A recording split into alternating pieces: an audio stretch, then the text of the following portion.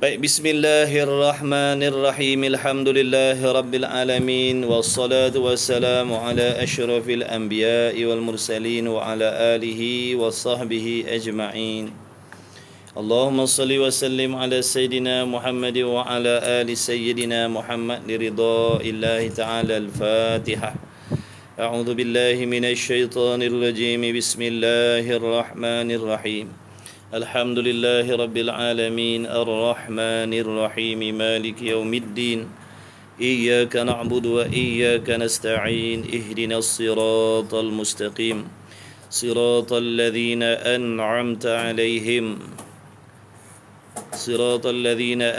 'alaihim ghairil maghdubi 'alaihim waladdallin amin. Bismillahirrahmanirrahim. Alhamdulillahirabbil alamin wassalatu wassalamu ala asyrafil anbiya'i wal mursalin wa ala alihi washabbihi ajma'in. Allahumma shalli wa sallim ala sayyidina Muhammad wa ala ali sayyidina Muhammad. Subhanaka la ilma lana illa ma 'allamtana innaka antal alimul hakim. Allahumma iftah 'alaina hikmataka wa anshur 'alaina min khazaini rahmatika ya arhamar rahimin. ربنا زدنا علما وفهما يا كاشف المشكلات اكشف الحجب عن وجوه هذه المعاني حتى نطلع على خفيات هذه المسائل واحفظنا من الخطأ والضلال فأنت موفق كل أمر وأنت علام الغيوب برحمتك يا أرحم الراحمين. وهب لنا يا وهاب علما وحكمة ولرزق يا رزاق كلنا مسهلا وبالخير يا فتى فافتح لنا وبالهدى وبالعلم كلنا يا عليم مفضلا. اللهم علمنا ما جهلنا وذكرنا ما نسينا. اللهم اجعل أعمالنا خالصة لوجهك الكريم. وصلى الله على سيدنا محمد وعلى آله وصحبه وبارك وسلم والحمد لله رب العالمين. Amin ya rabbal alamin. Boleh bang? Ada tak perlu bang? Kita guna manual lah. Guna manual lah. Tak bang. Allah SWT.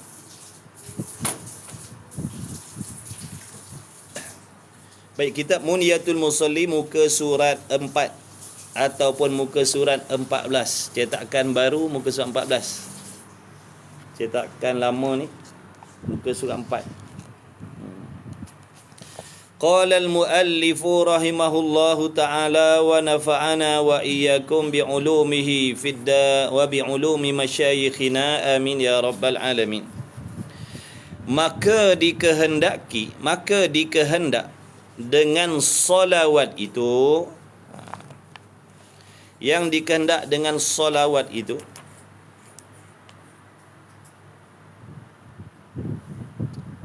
dulu di dalam ayat yang sebelum tu, wa faqala hafizu ala solawati, hafizu ala solawati was salatil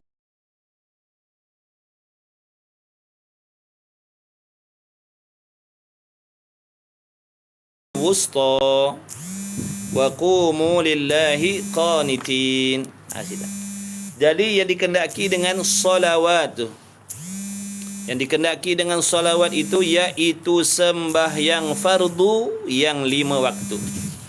Sembahyang fardu yang 5 waktu, sembahyang maktubah. Jadi solat 5 waktu ni di antara perkara yang termasuk di dalam urusan agama secara darurah. Solat 5 waktu ni adalah urusan agama yang diketahui dengan mudah. Sehingga budak-budak pun, kanak-kanak pun tahu wajib semayang 5 waktu.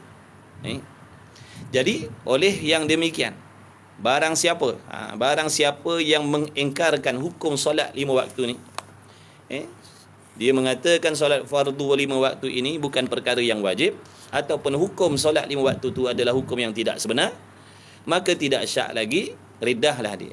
Apa maksud riddah? Murtadlah dia. Na'udzubillah min zalik.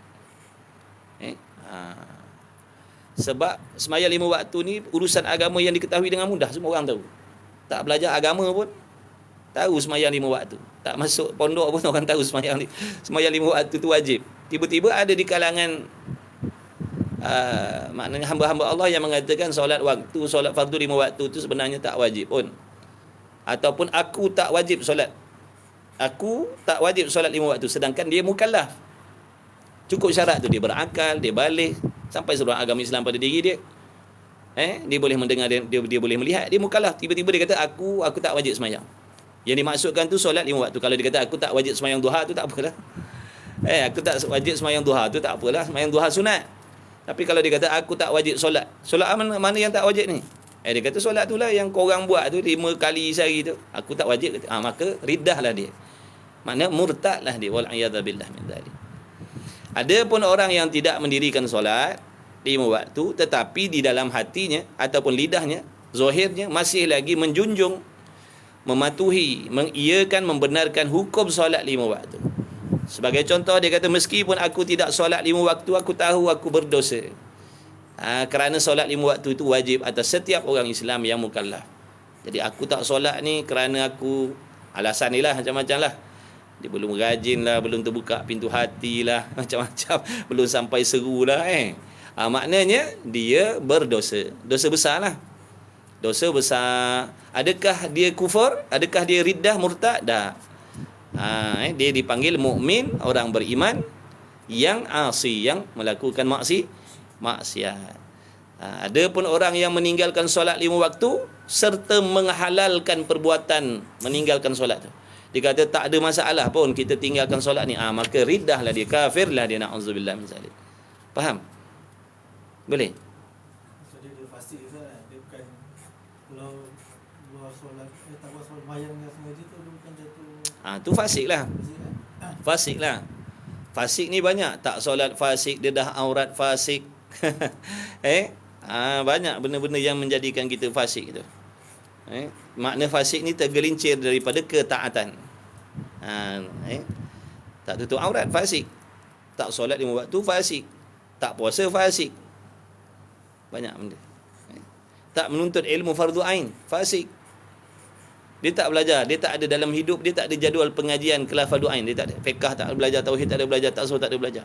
Dia memang tak ada belajar, fasik. Selama mana tu? Selama-lama dia tak solat, selama tu duduk dalam fasik. Selama-lama dia tak puasa, selama tu duduk dalam fasik. Selama mana dia tak belajar fardu ain tu, selama tu dia fasik. Andai kata dia mati dia dalam fasik. Na'udzubillah min zalik. Mati dia sebagai seorang yang fasik. Na'udzubillah min zalik. Jadi iaitu sembahyang fardu 5 waktu. Baik, kemudian iaitu sembahyang fardu 5 waktu. Yang pertamanya fardu zuhur. Fardu zuhur. Dan yang keduanya fardu asar. Dan yang ketiganya fardu maghrib. Dan yang keempatnya fardu isya. Dan yang kelimanya fardu subuh.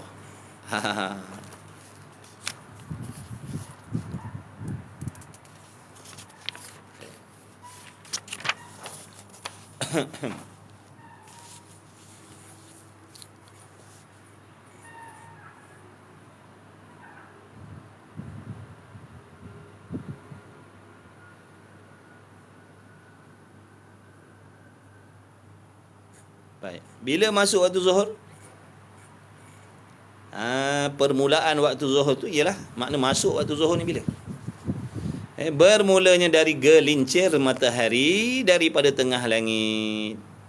Kalau kita pancangkan kayu, kalau matahari tu tegak betul-betul atas langit tu, dia tak ada bayang. Betul tegak tu, dia tak ada bayang. Kemudian bila gelincir, makna bila matahari tu bergerak, gelincir, maka akan hasillah bayang. Bila bila hasilnya bayang tadi tu, kayu pemancang yang kita pacakkan tadi tu, maka barulah masuk waktu zuhur, gelincir matahari. Itu menunjukkan dah masuk waktu zuhur. Kalau tak ada jam lah, ataupun tak ada dengar azan, sekarang dah mudah dah. Dah ada jam, dah siap set dah.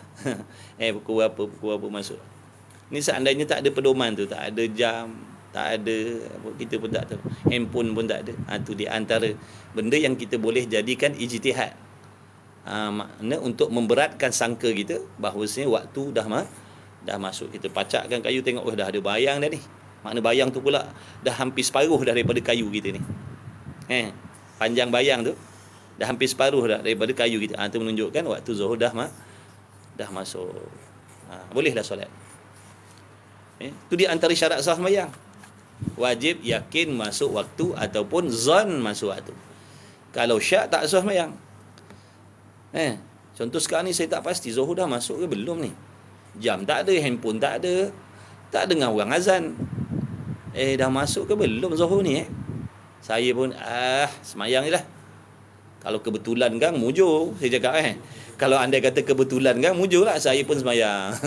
Saya pun semayang, lepas semayang ada kawan seorang datang. Dia kata buat apa? Kata baru lepas solat. Solat apa? Kita kata lah baru lepas solat zuhur. Lepas tu kita tanya dia, boleh tanya tak sekarang pukul apa? Dia kata pukul 2 dah. Oh, maknanya kalau pukul 2 yang aku solat tadi dalam waktu lah. Aku baru je sudah solat ni. Sedang molek aku bagi salam, kau pun datang. Jadi aku tanya kau sekarang pukul apa? Dia kata pukul 2 dah.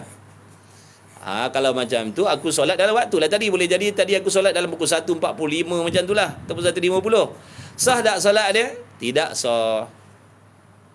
Tak sah solatnya. Kenapa tadi tak sah? Kerana dia mendirikan solat dalam hal keadaan dia syak masuk waktu. Dia bukan yakin tadi dah. Kalau tak yakin, zon. Apa maksud zon? Berat sangkaan kita dah masuk waktu. Macam mana nak menghasilkan berat sangka tadi? Contoh macam kita tengok bayang. Faham tak? Kita tengok sesuatu lah, kita kata ni berat sangka ni dah masuk zuhur ni. Tu tak apa, tu sah. Makna ada benda yang kita lihat, yang kita jadikan dia sebagai panduan dan pedoman, nak menunjukkan waktu dah masuk. Meskipun tak yakin, tapi bila kita tengok contoh tadi, kita tengok bayang tiang ke, bayang pokok ke, kita tengok ini dah gelincir matahari ni. Ini dah masuk zuhur ni. Itu namanya zon. Zon ni berat sangka. Zon. Kalau syak ni dia 50-50. Dah masuk ke belum? Dah masuk ke belum zuhur? Dah masuk kot. Belum kot. Semayang je lah. Tu dia syak. Meskipun dia solat kebetulan dalam waktu zuhur dah memang masuk dah. Tidak sah solat dia. Wajib diulang balik. Nampak tak? Okey. Kemudian Allahumma salli ala sayyidina Muhammad.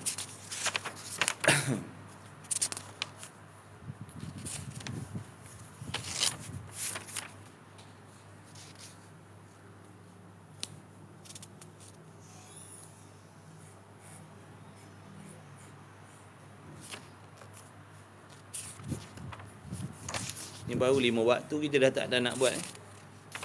Kalau 50 waktu.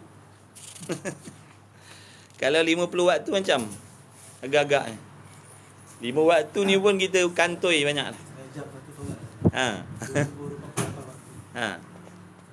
Allah. Sebab itulah Nabi SAW dia sangat-sangat belas kasihan dengan umat dia.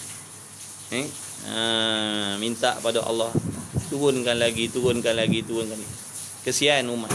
Sebab kalau 50 waktu umat tak buat, lagi banyak dosa umat dia. Betul? Nabi tak suka, Nabi tak seronok melihat umat dia melakukan maksiat. Iaitu di antara kasih sayang Nabi SAW pada diri kita. Meminta kurang jumlah waktu sembahyang daripada Allah. Daripada 50 jadi 5 waktu. Meskipun jumlah waktunya kurang, tapi pahalanya tidak berkurangan. Orang yang mendirikan solat cukup 5 waktu, sama seperti dia mendirikan 50 waktu sembahyang. Nampak tak? Allahumma salli ala sayyidina Muhammad. Maka demikian itu solat fardu 5 waktu tadi, zuhur, asar, maghrib, isyak, subuh, ialah sembahyang yang tiada diluluskan akan seorang daripada orang Islam meninggalkan satu daripadanya. Jadi tidak ada pun seorang dari kalangan umat Islam yang diluluskan, makna yang dibenarkan, yang dikecualikan daripada mendirikan solat 5 waktu tu. Siapa pun dia, di mana tempat dia berada, di bumi mana dia berada, di waktu mana dia berada, bila masuk waktu dia mestilah solat. Dia kena belajarlah tentang solat ni. Wajib belajar tentang solat. Wajib belajar tentang cara untuk apa? Menentukan arah kiblat. Wajib belajar tu. Meskipun sekarang kita mudah. Dah ada tanda kat surau, kat masjid, ada tanda Seandainya nanti kita musafir mana-mana, kita berhenti kat mana-mana, kita pergi camping ke mana-mana, macam mana kita nak menentukan arah kiblat, menentukan masuk waktu kalau kita tak ada ilmu, nampak tak? Jadi mempelajari ilmu yang bersangkut paut dengan solat, meskipun kita tak guna, contoh tadi, nak menentukan arah kiblat ataupun nak menentukan masuk waktu, sekarang ni kita tak ada guna pun sebab dah ada panduan-panduan. Makna belajar tu hukumnya sunat. Taruh cadang. Seandainya berlaku kita duduk dalam situasi tu, kita dah boleh dah menunaikan solat dengan sempurna. Tak ada dah waktu tu dalam hutan, halo ustaz, ustaz macam mana arah kiblat ni, saya dekat gunung Tahan ni macam mana saya nak solat zuhur ni, macam mana nak tetap, tu tak nak tu, waktu macam tu baru nak belajar. Jadi sekarang ni lah belajar. Jadi segala ilmu tu kita dah tahu. Bila kita duduk dalam situasi tu, tahu dah nak buat macam mana. Bukan waktu tu baru nak cari-cari kitab, baru nak tanya-tanya.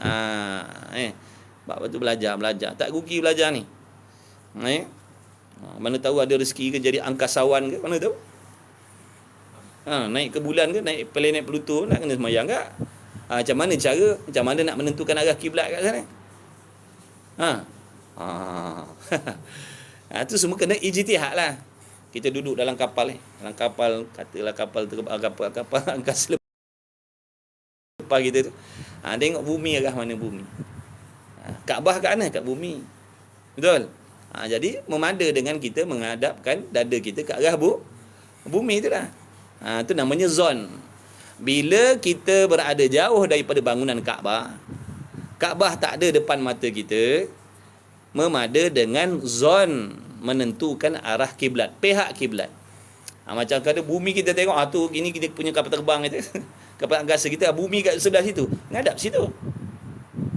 Walaupun kalau kita tarik benang daripada kapal ni, kita tak sampai ke Kaabah tu, nampak tak? Itu namanya menghadap kepada pihak-pihak. Kalau orang tanya mana pihak kiblat, tu sana, Kaabah belah sana, ni maknanya kita menghadap sini, itu pihak lah tu. Macam sini ni, meskipun menghadap ke sini ni, ada tulis kiblat. Adakah kita yakin kalau kita tarik benang daripada sini sampai ke dinding Kaabah? Yakin? Yakin ke tak?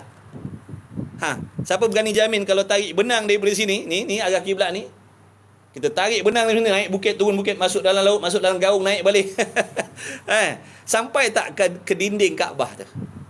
Siapa berani yakin? Yakin ke zon? Zon. Nampak tak? Jadi sah mayang.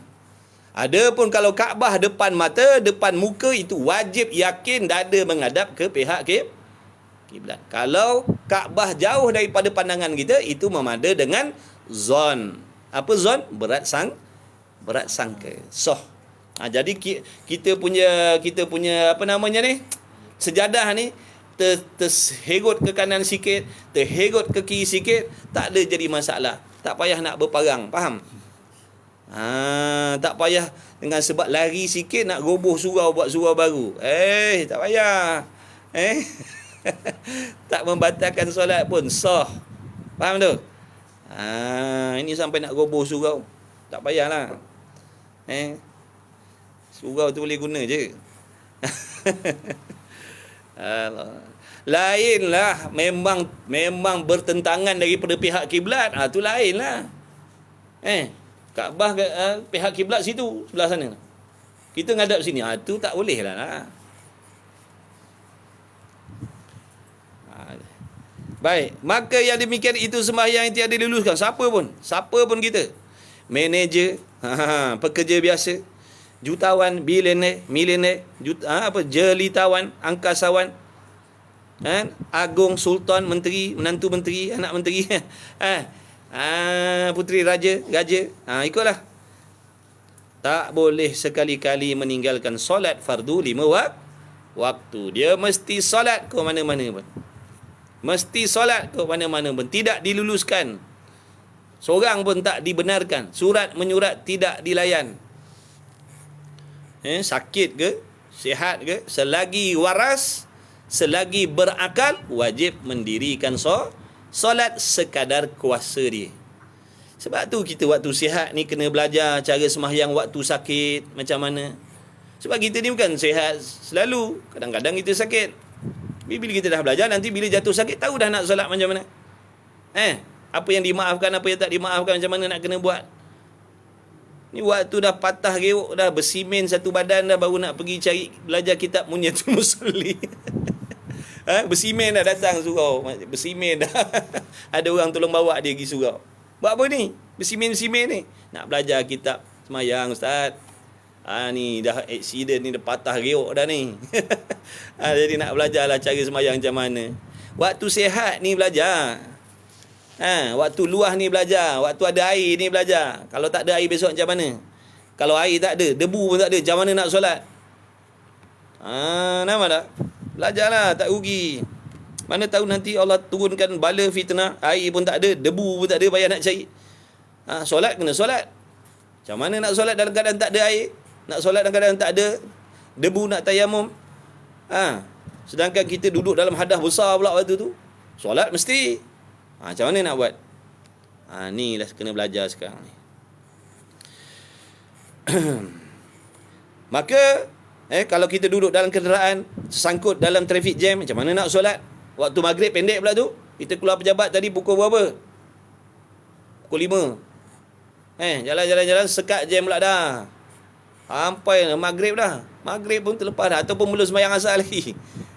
Macam mana nak solat? Kena solat walaupun dalam kenderaan, walaupun tak ada air, walaupun tak ada debu, kena solat. Macam mana cara dia? Semua ada dalam ilmu ni. Belajar dengan tak nak je. Kalau belajar tahulah. Sombong tak tahulah. Maka demikian itu ialah sembahyang tiada diluluskan akan seorang daripada orang Islam. Nampak tak? Jadi sembahyang ni bukan untuk orang baik, untuk orang Islam. Siapa yang beragama Islam, wajiblah dia sembahyang. Tak kisahlah dia siapa.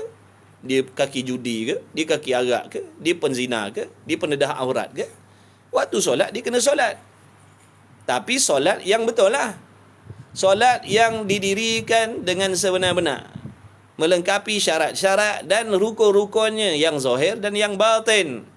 Macam mana syaratnya, macam mana rukunnya, macam mana rukun qaulinya, macam mana rukun fi'linya, apa yang dikendaki dengan hadir hati khusyuk, macam mana khudu' anggota pula, macam mana ikhlas dalam hati, macam mana i'tikad yang mesti ada dalam hati waktu solat.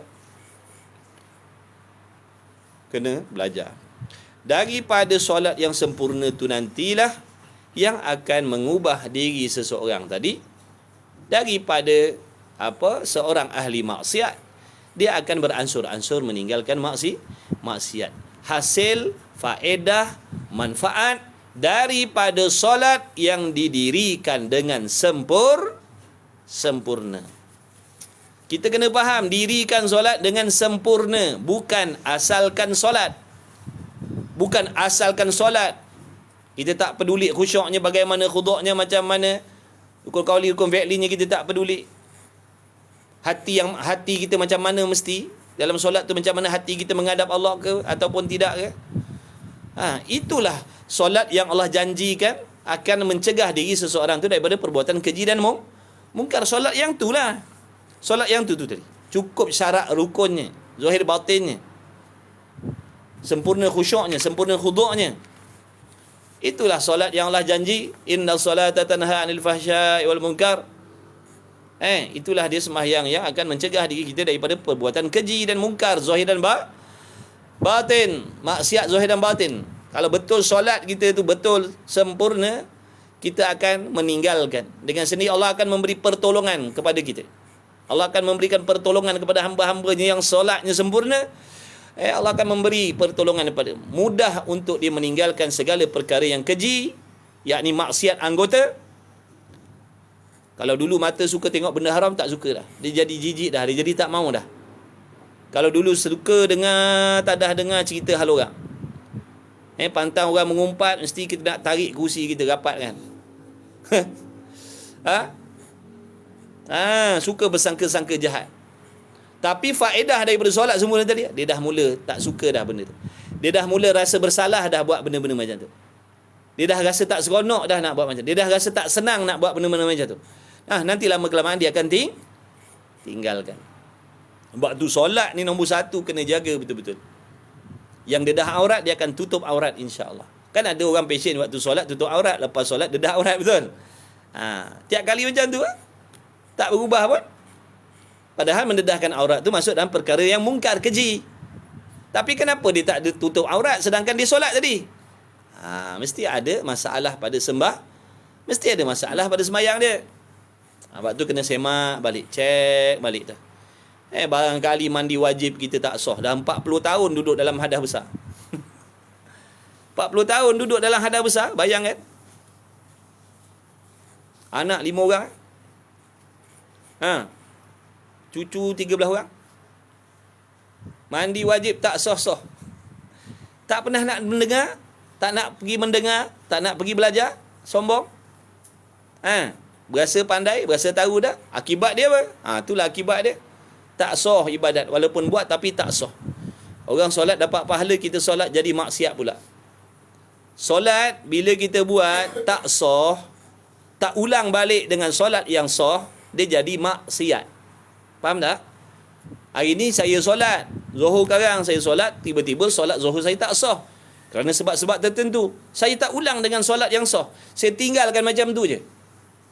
Masuk asar pula. Maknanya saya dah melakukan maksiat. Apa maksiat saya? Meninggalkan sembahyang. Tadi sembahyang, tadi tak sah. Faham tak tu? Jadi wajib mendirikan solat yang sah, bukan asalkan solat. Dah solat ke belum? Dah. Tadi kain koyak tu, tak apalah, dah solat dah. Ulang balik sebab tadi tak sah. Besok Zuhur, dia kata besok Zuhur buatlah balik Zuhur. Besok Zuhur lain. Besok Zuhur lain. Hari ni Zuhur hari ni. Besok Zuhur besok. Belajarlah. Sungguh yakin dengan janji Allah tu. Bila Allah datangkan pertolongan, yang berat jadi senang. Kalau sebelum ni rasa susah nak meninggalkan maksiat, tapi bila datang pertolongan Allah, tak jadi berat lah. Mudah ya. Bila Allah tolong. Yang beratnya kalau Allah tak tolong. Dosa kecil pun payah nak berhenti.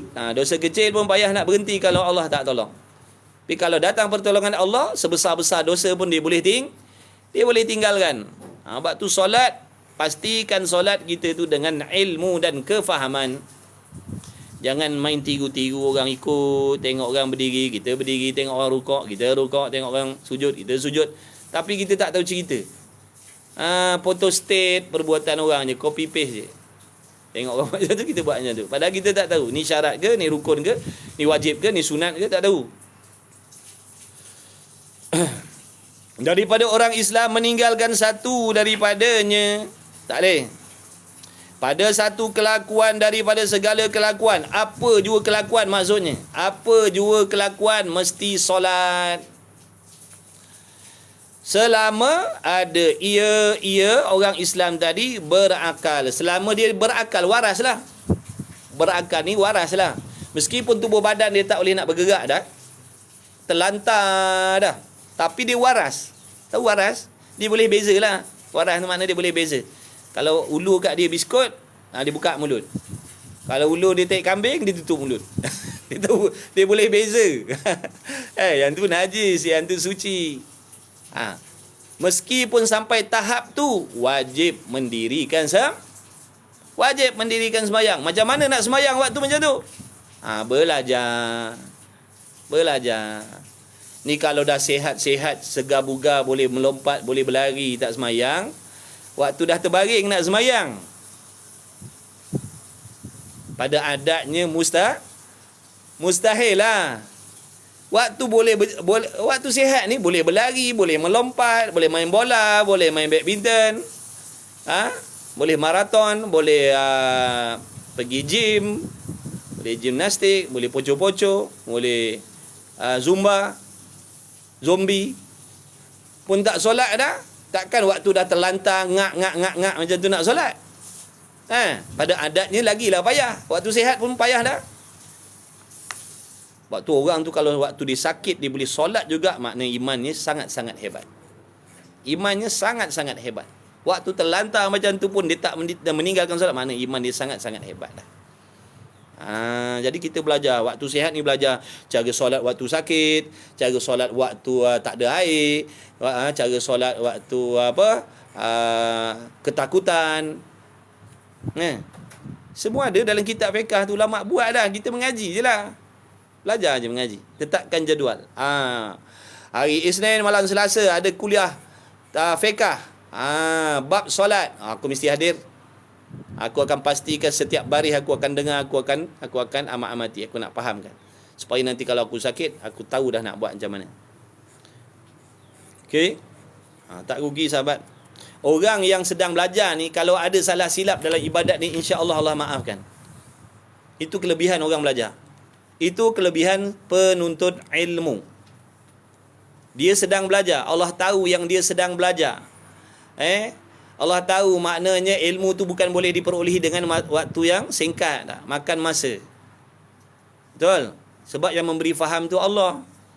Jadi kita pasang niat betul-betul nak mengaji kerana Allah, nak mengetahui hukum hakam Allah, nak semak amalan kita betul ataupun salah, nak beramal dengan ilmu. Belajar je. Hadir, istiqamah, azam sungguh-sungguh, buat jadual waktu yang khusus. Insya-Allah kalau ada salah silap akan dimaafkan oleh Allah sebab sedang belajar. Allah tahu. Yang tak ada kemaafan ni orang yang sombong, peluk tubuh, tak nak mengaji, tak nak belajar, tapi dia buat silap dalam amal dia. Ini tak ada maaf bagimu. Tidak ada maaf bagimu. Tak ada maaf bagimu. Dia buat silap sebab dia tak ambil tahu. Yang tadi dia buat silap sebab dia sedang kan beza tu. Yang tu buat silap, dia sedang belajar. Memanglah. Tak semua benda dia boleh tahu dan sekelip mata. InsyaAllah adalah kemaafan, ruang-ruang kemaafan daripada Allah. Yang tu buat silap sebab memang sombong, tak nak belajar. Tak peduli kan. Ini tak ada maaf. Jadi mengajilah sahabat. Rugi kalau kita hidup dunia ni tak nak belajar. Nanti kita yang menyesal bila amalan kita Allah tak terima dengan sebab kita membuat benda-benda yang melanggar undang-undang ibadat. Nanti kita yang menyesal. Nak hidup balik, nak beramal balik tak boleh dah. Dah mati dah, habis peluang dah. Buat jadual. Siapa-siapa lagi yang tak buat jadual belajar, buat jadual. Tak kisahlah hari apa. Mengaji ni bukan syarat kat masjid ke surau. Wajib mengaji. Kat rumah ke, pergi rumah guru ke, panggil guru rumah datang rumah kita ke, panggil guru lepak tepi pantai ke, ikutlah. Tok Guru setiap hari Sabtu saya nak jemput Tok Guru ni mengajar fardu ain di pantai, tepi pantai. Sebab memang biasanya golib saya tiap minggu memang ada jadual bawa anak bini pergi pantai. Jadi alang-alang tu saya nak buat pengisian daripada main pasir tak ada pedah ni. Jadi saya nak buat pengisian kelas pengajian. Fiqh sikit, tauhid sikit, tasawuf sikit, tajwid sikit. Tapi di tepi pantai. Tak ada masalah. Belajarlah. Tidak lama-lama pandai lah. Betul?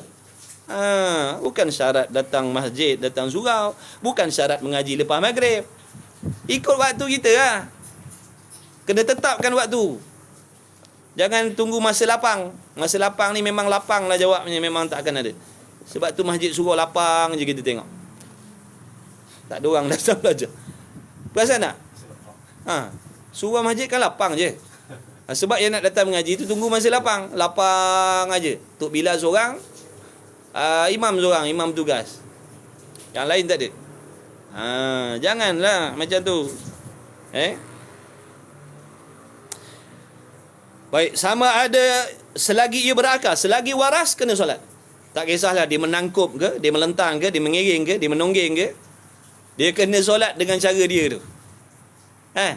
Sebab tu cara orang solat waktu sakit tak sama dengan solat waktu sihat. Dan kita tak boleh nak letakkan ketentuan khusus orang sakit mesti solat begini dah. Sebab jenis sakit tu pula berbeza. Ada orang boleh bangun tak boleh duduk, ada orang duduk tak boleh bangun. Betul? Jadi tu terpulang kepada orang yang sakit. Maknanya ambil kaedah macam ni. Apa perbuatan yang boleh dilakukan, rukun-rukun yang boleh dibuat, wajib dibuat seperti biasa. Yang tak mampu buat, barulah boleh dengan isyarat. Faham tak tu? Apa perbuatan solat yang kita boleh buat walaupun kita sakit, boleh buat. Boleh berdiri tak? Boleh, wajib berdiri. Boleh rukuk tak macam biasa? Rukuk tak boleh lah. Tapi berdiri boleh. Berdiri maknanya i'tidal, kena i'tidal macam biasa.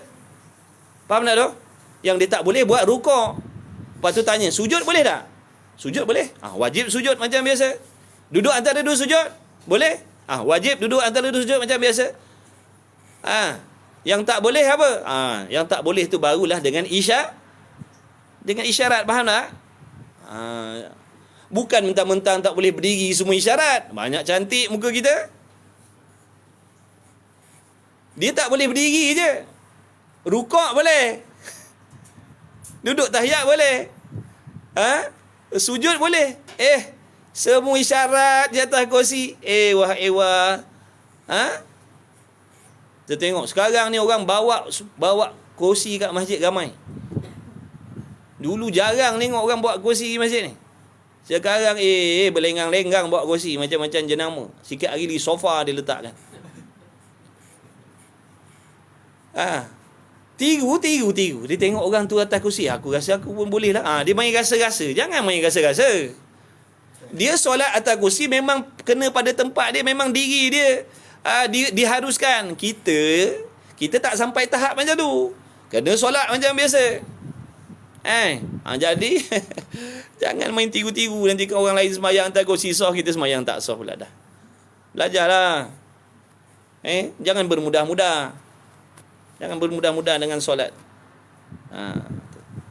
Apa perbuatan yang boleh buat, wajib buat macam biasa. Yang tak boleh baru isyarat. Faham situ sudah. Jadi tak boleh, kau kena buat macam ni tak? Sebab sakit kau dengan sakit aku tak sama.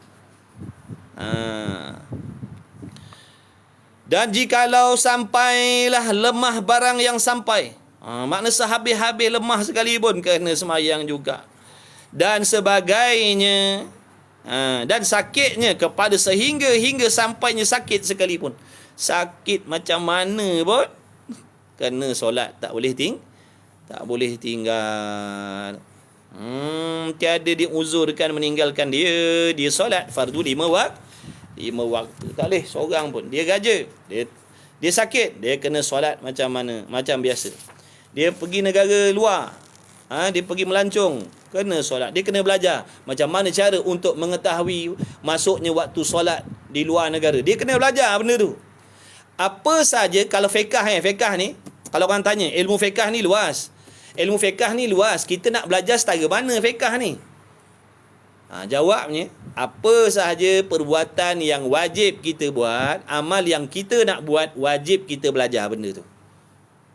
Apa sahaja amalan yang kita nak buat, lebih-lebih lagi yang wajib nak buat, wajib belajar ilmu yang bersangkut paut dengan ibadat tu. Contoh kita ni jadi suka melancong, suka berjalan, suka berkemping dan macam, wajib belajar cara solat waktu dalam keadaan macam tu. Wajib belajar. Saya tak ada sangkut paut dengan camping. Saya tak suka pergi camping. Memang tak ada pun nak camping. Jadi sunat saya belajar. Bagi orang dah memang aktiviti dia, rutin dia macam tu, contohnya, dia wajib belajar. Supaya dia boleh solat dengan betul pada waktu dan keadaan tu. Dan dikendaki dengan solatul wusta. Solat wusta ni apa? Dalam ayat yang sebelum tadi tu. Iaitu sembahyang fardu asar. Jadi ijma' ulama, ittifaq ulama mengatakan bahawa solat wusta itu adalah solat fardu asar. Para ulama berittifaq bahawa solatul wusta itu terlebih muakkad daripada solat 5 waktu, iaitulah solat fardu asar. Solat fardu asar yang dimaksudkan dengan solatul wusta itu sembahyang asar. Ada pun sebab ditentukan dalam ayat tu. Dalam ayat yang sebelum tu. Apa ayat sebelum tu? Tadi dah. Apa? Allahumma salli ala sayyidina Muhammad. Mana dia ayat? Ayat sebelum tu. Hafizu ala salawati was salatil wusta tu. Dalam ayat tu. Ada pun sebab ditentukan dalam ayat tadi tu dengan menyebut akan solat wusta. Kenapa Allah duk sebut solat wusta ni? Jagalah solat Lepas tu Allah solat pula, Allah Subhanahu Taala sebut pula solat wusta.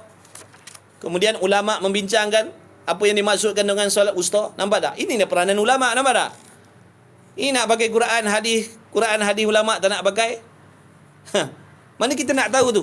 Dalam firman Allah tu, solatul wusta. Nak tahu mana? Tak sebut solatul asri ke, solatul zuhri, tak ada. Sebut solatul wusta. Inilah peranan ulama tadi, menghuraikan erti ataupun maksud Al-Quran. Ni kita nak pakai Quran, pakai hadis, ijma' ulama tak nak pakai. Macam mana? Inilah peranan ulama. Tolong mencernakan, menghuraikan hukum hakam yang tersirat, yang barulah kita orang awam ni boleh mengambil manfaat daripada Quran dan hadis setelah para alim ulama mengupaskan, menghuraikan hukum hakam yang tersembunyi di dalam Al-Quran dan hadis. Ibaratnya ulama mazhab tu diibaratkan macam pengilang. Kalau pokok kayu balak yang 20 pemeluk tu, kayu balak yang 20 pemeluk tu bagi kat kita, apa kita nak buat? Tiba-tiba ada orang hadiah kita. Ustaz, ambil lah ni. Apa ni? Kayu balak. Besarnya. 20 pemeluk. Ambil lah Ustaz. Nak buat apa? Boleh ke saya nak ambil manfaat? Tak boleh ambil manfaat. Paling kuat pun berselfie je lah kat situ. Selfie. Dapat kayu balak hari ni. Nak guna tak boleh. Kena hantar kilang dulu. Bila pokok-pokok balak tu dihantar kilang, diproses, buat begini, buat begitu, barulah kita boleh ambil guna daripada pohon balak tadi. Nampak tak?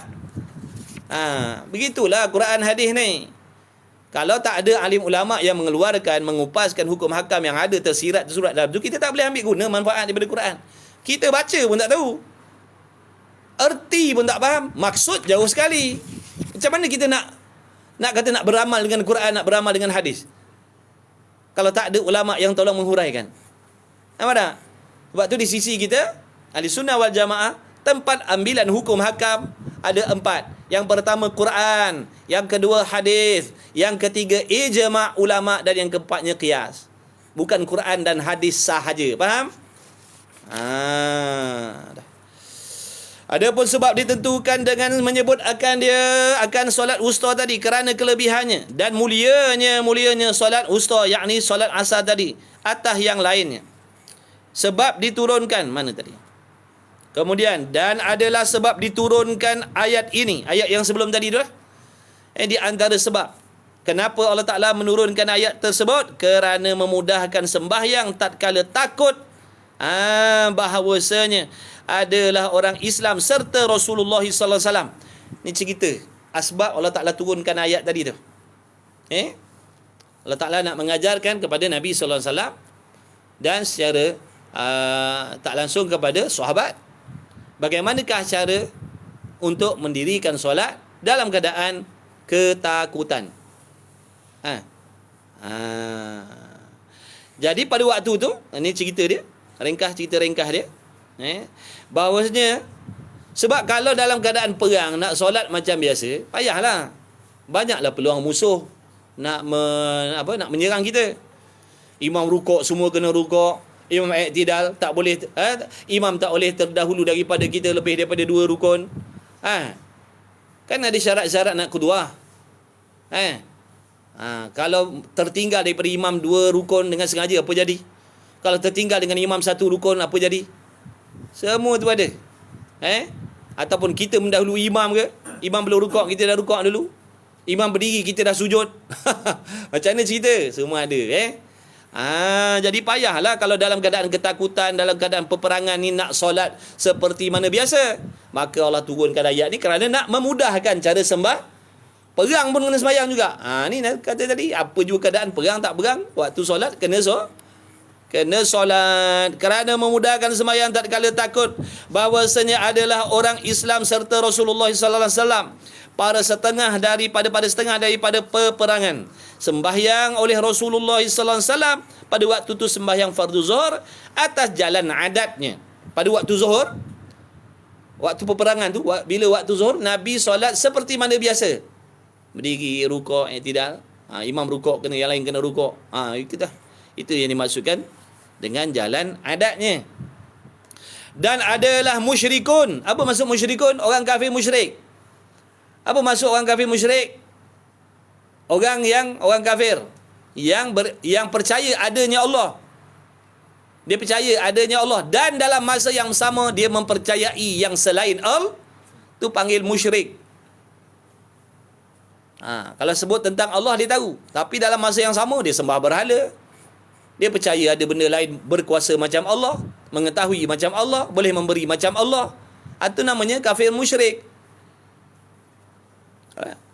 Kafir musyrik ni bukan zaman dulu, sekarang ni pun berlambak ada.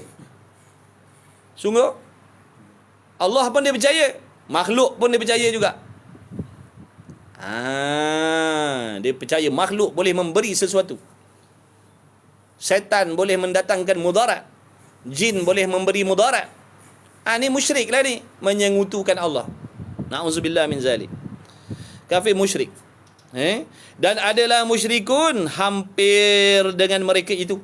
Melihat ia musyrik akan muslimin. Waktu Nabi SAW dengan sahabat solat waktu zuhur waktu tu, orang kafir musyrik tadi duduk sekodeng, duduk terapung, duduk mengintip. Dia kata ini kalau kita pergi serang ni Muhammad ni memang habislah dia.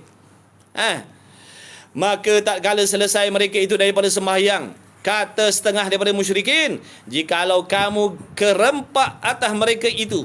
Kalau mudah bahasa kita, kalau kamu ni salah seorang daripada tentera musyrikin tu lah. Bila dia tengok Nabi SAW solat dengan sahabat begitu, dengan cara adat, dia kata, kalau kamu pergi serang Muhammad ni waktu dia semayang tu, tentu korang akan menang. Tentu korang dapat mengalahkan dia. Dapat pula waktu dia sujud tu kan. Waktu sujud kan memang mana nak nampak dah. Jadi ada cadangan-cadangan jahat lah daripada orang kafir musyrik tadi. Maka berkata setengah yang lainnya, bahawasanya bagi mereka itu muslimun ataupun muslimin, kemudian daripada sembahyang ini terlebih kasih kepada mereka itu lebih daripada bapa mereka itu lagi. Ada orang kafir musyrik yang tahu. Dia kata lepas daripada sembahyang zuhur tu kan, daripada dia orang sembahyang zuhur tu kan, ada lagi satu sembahyang yang mana mereka lebih kasih lagi, lebih mulia lagi sembahyang tu. Jadi waktu tu sekarang kita boleh serang dia. Dan daripada anak-anaknya, yakni dikendakinya mereka itu sembahyang asar, maka turunlah malaikat Jibril alaihi salatu wassalam atas Rasulullah sallallahu alaihi wasallam dengan sembahyang kaifiat syiddatul khauf. Maka Sayyidina Jibril alaihi salatu wassalam pun turun, diperintahkan oleh Allah bertemu dengan Rasulullah sallallahu alaihi wasallam, mengajarkan Nabi SAW cara-cara solat di dalam waktu keadaan ketakutan tadi tu, dalam peperangan tadi. Maka tilik olehmu betapa kelebihan. Maknanya orang kafir tak dapatlah juga nak ambil kesempatan, kerana solat dalam waktu syiddatul khauf ni, dalam keadaan ketakutan, kebimbangan ni, maknanya tak sama seperti sembahyang yang beradat. Meskipun tu imam rukuk, ada saf-saf yang boleh berdiri lagi, bergilir. Dia bukan semua dah. Dia cara sembahyang dia. Jadi makna ada yang rukuk, ada yang standby. Bukan semua rukuk. Ada yang rukuk, ada yang standby. Apa tu kan? Yang dibangun pula, yang ni pula rukuk. Dia bergilir macam tu. Maka tilik olehmu betapa kelebihan sembahyang asar, dan nyata hingga mengetahui segala musyrikin kelebihannya. Maknanya nyata di sisi orang kafir musyrik kelebihan sembahyang asar tu. Kalau kita muslimin tak tahu, tak tahulah nak cakap. Orang kafir pun tahu, dia kata lepas daripada sembahyang tu ada lagi satu sembahyang. Tiba-tiba kita tak tahu pula dah. Dan lagi firman Allah Ta'ala, wallahu a'lam. Jadi ya sikit-sikit. Nak ngaji banyak-banyak kena gilah surau ke mana. Sikit-sikit kat pejabat ni gitu-gitu jelah. Mudah-mudahan insya-Allah sikit-sikit lama-lama dapatlah sikit. Dapat sikit. Kalau dapat sikit rasa tak puas. Bila tak puas pergi cari lagi tempat lain. Bismillahirrahmanirrahim. Alhamdulillahirabbil alamin wassalatu wassalamu ala Rasulillah wa ala alihi. Allahumma rabbana fa'na bima 'allamtana. Rabbana 'allimna alladhi ma yanfa'una. Rabbana faqih ahlana wa qarabati lana fi dinina wa ahli qutri untha wa dhakar. Allahumma khalisna mimma ana fihi ikhlasan jamila wa sallallahu ala sayyidina Muhammad walhamdulillahirabbil alamin. Taqabbalallahu minni wa minkum minna wa minkum taqabbal ya karim.